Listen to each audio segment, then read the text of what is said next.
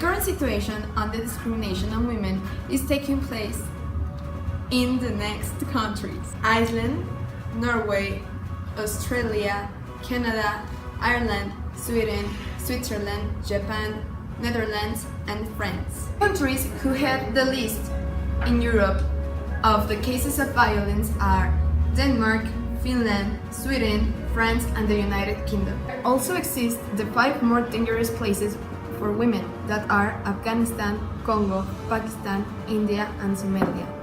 In the European Union, there are 62 million women that have suffered violence, though the majority has never spoke about it because they are afraid of the consequences.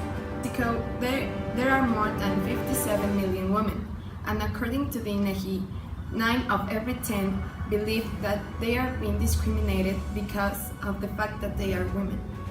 Throughout history, women have been victims of discrimination almost everywhere. They have suffered a lack of rights and independence. Even in some cases, they were believed to be less intelligent than men. It was not until the 20th century that women started to be treated with equality. There have been so many expressions of this inequality all around the world, like women not being able to access to education, becoming violence victims, or being treated as objects sold and used. In 1945, the first official worldwide recognition of gender equality was established by the United Nations Charter. However, it wasn't until the 70s that the view of women being mothers and wives changed and allowed them to be helpful in the economic development of the nation. 3 of the most important movements that improved this opinion and gave a voice to the feminine gender were the World Conference for Women held in Mexico in 1974, the UN Decade for Women from the 76 to the 85, and the promotion of the women in development. Later in the 80s, the gender and development approach started to promote the idea of equality of gender in the society, in the economic and in the political ambits. However, all those movements were set in developed regions, such as some parts of Europe and North America. There still exist a lot of countries having trouble with this concept, and women don't have the same rights everywhere. Some important events in history that also marked society were: in 1909, the International Women's Day was first established.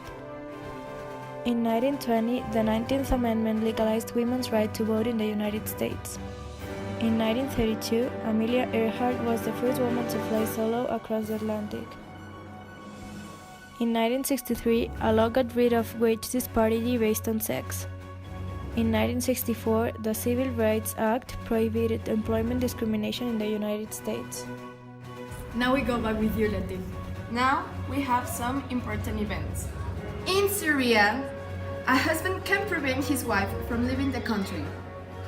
Husbands in Egypt can file an official complaint at the airport to forbid their wives from leaving the country for any reason. Hi, I'm Elma, and now I'm going to mention some organizations that help women fight against gender inequality. So first of all, we have the United Nations General Assembly that was created by the UN Women, the United Nations entity for gender equality and the empowerment of women.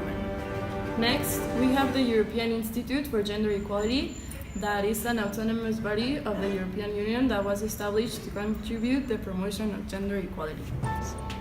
And also we have the Feminist Press, that is an educational non-profit organization founded to advance women's rights and amplify feminist perspectives. And lastly, we have the National Organization for Women Foundation, that is an organization devoted to achieving full equality for women through education. Now I will talk about some of the solutions we proposed against gender inequality. First, I think it's very important that we start involving the social media. They should encourage people to raise their voice, not only the ones that have been affected by it, but also the ones that have witnessed it. My next possible solution is that we establish an education system that empowers both boys and girls to have relations based on harmony and mutual respect. That we also never encourage violence and clarify the importance of equal rights and solidarity. And last but not least, we propose that we start working more with men. Instead of just women fighting against their rights, we should also get men involved. Now we are going to talk about Mexico.